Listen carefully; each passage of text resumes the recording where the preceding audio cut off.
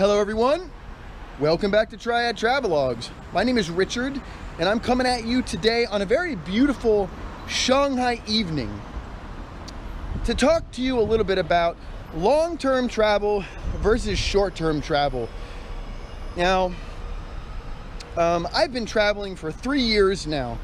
I left Baltimore, Maryland on July the 11th. Well, 3 years ago. My math is not very good. I don't know, what was that? 2013? I was 31 years old. Oh, I'm sorry, I was 30 years old. And in that 3 years that I've been traveling, I've pretty much been traveling non-stop. I've only actually been to 3 countries. And I'm including my home country in that. I've been to the United States of America, I've been to China, I've been to Nepal, and I've been to Hong Kong. Some people say that Hong Kong is part of China. It isn't, but some people like to say that it is. I don't know. So I consider myself an expert at long-term travel. Now, it's interesting because if you look at my passport and then you look at my wife's passport, my wife's is almost filled with visa stamps. She has so many stamps in her passport. So, you know, she's been to many, many more places than I have. But I actually have a considerable amount more experience with traveling than she does. And that's because, you know, her travels have always been short-term experiences. Her travels have always been, you know, she loves to travel, but she was working. She lived in Shanghai for 10 years. And she was working, and she traveled when she wasn't working. She traveled when she had vacations. She traveled when she had time off. And for me, so yeah, she's been to a lot more places, but over a much smaller amount of time. Now for me, I've been to a lot less places, fewer places, but I've been traveling for a lot longer. I've pretty much just been traveling non-stop for the last 3 years. But my philosophy of travel has always been, well, always for the last 3 years since I started traveling, has been that really if you want to get to know a place and you really want to get to the essence of the heartbeat of a country or a city or a village or a home, you have to be there for a long time. You have to really see it for what it is, you know? People put on these fronts when you visit a place, you know, like when you go to somebody's home and you visit for a week, they're gonna put on fronts. You know, they're gonna clean their house. They're gonna make you nice food. They're gonna do a lot of good things for you to sort of give off the impression that, you know, that they're decent people, that they have a nice home, that they keep things clean, and they always make good food. When the reality may be very far from that. It may be very far from the truth, you know. They probably keep their house filthy. They probably eat ramen noodles every day. You know, they probably beat their kids. And so, if you go to that same person's house and you live there for a year, you're gonna see all that behavior. You're gonna see all that bad stuff, or good stuff. You know, am I covering the microphone? I hope I'm not covering the microphone. I'm sorry, this is a new camera, I'm still getting used to it. Anyway, it's the same thing with a country, you know. There's this sort of romanticism that exists when you first enter a new country. You know, you're there, and it's new and beautiful, and everything is a new experience, you know. It's amazing. And you're in love, you fall in love with a new country. When I first got to Nepal, it was the first time I'd ever been out of the United States, and I fell in love with it. It was just, I loved it. 2 months. I was in love, deeply in love with Nepal for 2 months. You know, I just wanted to drop everything and just stay there forever and be a hermit in the Himalaya mountains. Be like an ascetic, you know, just sit there all day and meditate. Yeah. And then after that couple of months, the romanticism starts to wear off and life starts to become, I don't want to use the word mundane because it was never mundane, but life becomes formulaic, because life is formulaic. You know, anywhere that you go is going to have a formulaic feel to it if you stay there long enough. Because that's just life. Life is just patterns, and they exist over and over and over again, you know? So eventually, you realize sort of the rhythm of the place that you're at and the patterns of the place that you're at. And then you can decide whether or not you think it's a great place. Now, I personally haven't found any place that I could say was a great place. You know I talk a lot about China and about the things that bother me about China. And I know that some people think that I'm just a complainer and I like to complain, but that's not really the case. I mean, that is the case. Actually, that is the case. I am a complainer and I do like to complain. What I was trying to say is that it isn't about China. It isn't that I don't like China. I love China. You know, I mean, my wife was born in China. I met my wife in China.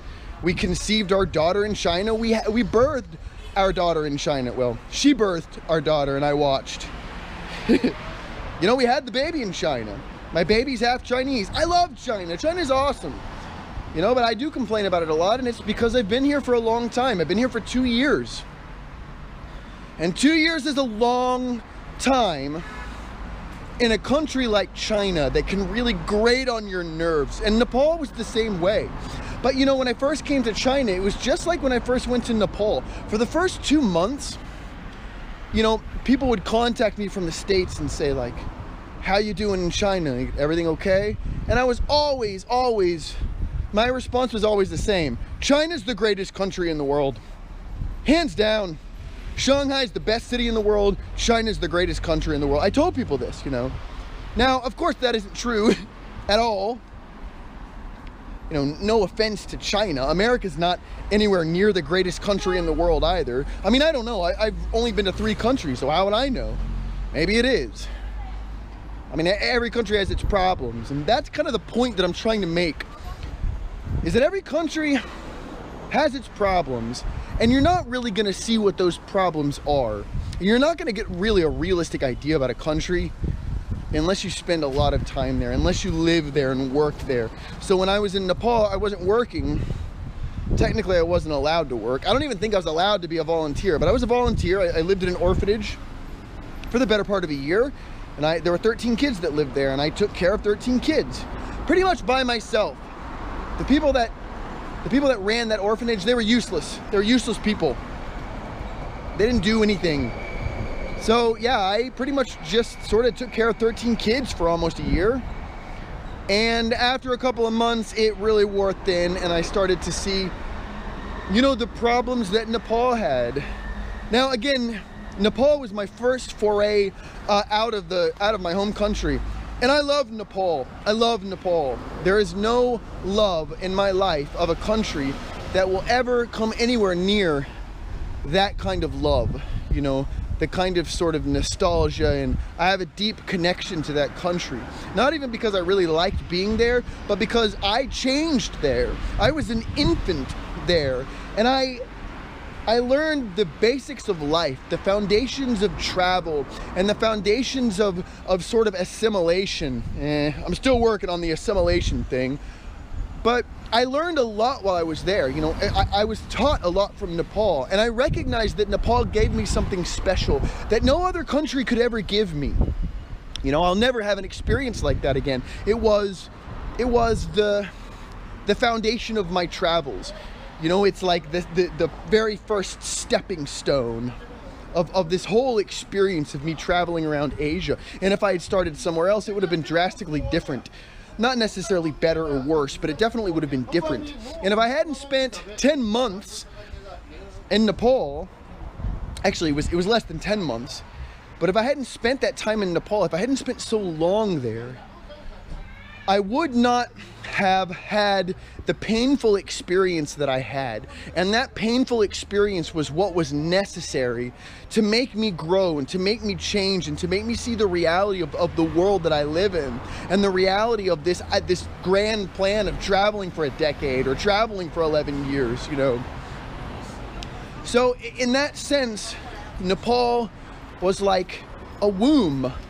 It was a womb where I was nurtured, and I got bigger, and I got fatter, and I got smarter, you know. But always being birthed is a painful experience, and I can say that not necessarily from real life experience, but I watched my daughter Leoti, I watched her be born. And it looks scary and painful, and you know, in a sort of metaphorical way, with me in Nepal, and Nepal was the womb, and when I left Nepal, I was sort of violently just thrust into this world that I didn't understand anymore, that didn't appreciate me anymore. And so when I went back to civilization, maybe that's not the nicest thing to say, but when I went back to Western civilization after being in Nepal for so long, you know, I went back to Dallas, Texas for several months. I was a broken person, and I've talked about this in another video, but in that brokenness, I was fixed. In that brokenness, I was able to be put back together, you know, as a different person, as a stronger person. And I never would have had that experience if I had just been a tourist. If I had decided I'm gonna travel for the next 3 years, and I'm gonna go to this place for a week, and this place for a week, and this place for a week, I never would have had that growth. Because I never would have seen a culture not in its entirety, but I never would have seen a culture in such a full way, the fullness of a culture, like the way that I saw the fullness of the Nepali culture, if I hadn't spent so much time there.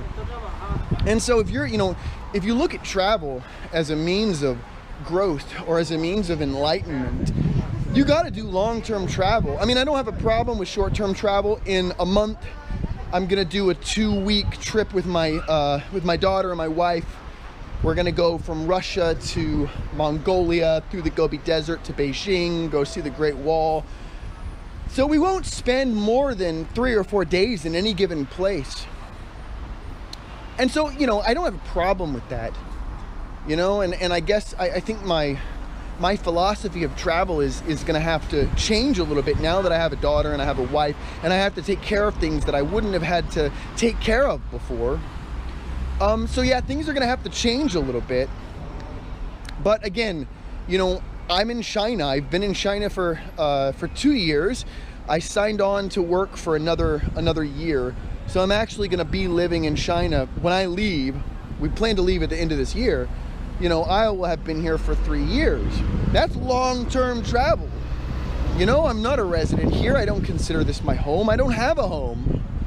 I was born in the dirt. I never had no home. And the places I've lived, you wouldn't want to go. Sorry, I'm standing at a stoplight. Oh, there we go. So anyway, it was the same with China, you know. I've not been expelled from the vagina of China yet. You know, the time will come when I'll have to say goodbye and count my blessings and count my wounds and lick my wounds. Like, the time will come when I'll have to deal with the reality of whatever it is that I have accumulated from China, be it good or bad, and however China has affected my spirit, you know. I'll have to deal with that. Yeah, I'll have to look at that in a realistic way. I don't have to do that now because I'm in it. I'm in the trenches right now. So I'm in China. I'm a part of China. I'm so tied to China because of my daughter and because of my wife and because of the length of time that I've been here. I'm so tied to China that, you know, I can't really look at it objectively. I'll never be able to look at it objectively. But that's long-term travel. If I had just come to China for 2 weeks, I wouldn't have a daughter. I wouldn't be married, you know? So there is sort of a, even if you just erase all the ideas of spiritual enlightenment and, you know, progress, like intellectual progress, even if you get rid of all those ideas, you know, long-term travel is essential. If you really want to travel, it's essential, I think, to have at least 1 or 2 of these long-term experiences, because it forces you to compare cultures, you know, and it forces you to look at your idea of reality. You know, like my whole concept of reality was just obliterated when I went to Nepal. You know, all the things that I took for granted, all the things that I thought were absolute things, you know, morals and values and cultural practices, and I mean everything that I thought was just a given was all wrong. My entire reality was wrong. You know, everything that I thought about life that was true was just not true. And I had to face the fact that truth is really a subjective thing. Morals and reality and, you know, norms even, they're totally subjective things. And I could understand that intellectually, but I never would have seen it. I never would have seen it in a big, real way, in a spiritual way, in an emotional way, if I hadn't embarked on this long-term travel experience. So yeah, check out this dog. Look at this. He's a puppy dog. Yeah, see, that dog's I see that dog every day. Okay. That's pretty much all I have to say, I guess, about that. I think I did pretty good. I was trying to make a video with no jump cuts. I think the other videos I've uploaded thus far have been played with jump cuts because I keep messing up and I'm like, oh, I don't want to start over. But I think this has been pretty good, you know. I'm a fairly narcissistic person and I really like to talk. And if I wasn't talking to you, I'd just be talking to myself, and the people around me that are looking at me funny, they'd be looking at me way more funny if I was talking to myself. So subscribe to my channel, okay? Because then I won't actually be talking to myself and the two friends that just subscribed because I was hassling them.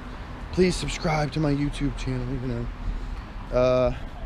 So you, stranger, person who happened upon my video or was linked to it or whatever, especially the person out there who doesn't know me, I really need you to I'm not drunk, I swear. I only drank like half a beer. Try again. I really need you to subscribe to my channel and tell your friends to do it too. All right, because I need to not be just talking to myself. There needs to be a reason that I'm doing this, you know? Now, I don't consider myself an enlightened person by any stretch of the imagination. I spent a month at a silent meditation retreat in Lumbini, Nepal, and that's the most enlightened I've ever felt. Duh. You see what I mean? I mess up a lot. I'm like, yes, I'm a very articulate person, but in reality, I'm like, duh, I feel good, duh. Okay, I should probably end this now. I'm a lightweight, half a beer, jeez. Yeah, subscribe to my channel, and please leave a nice comment. You know, tell me how much you love me and how beautiful I am. I would really appreciate that. And oh yeah, give the video a big thumbs up, okay? Because that's like how you pay respect to a genius like me. Not an enlightened genius, but a genius nonetheless. I'm home now. Thank you for watching Triad Travelogues. I'm Richard. I hope you have a great day, a great evening. I'll see you next time. Subscribe to my channel.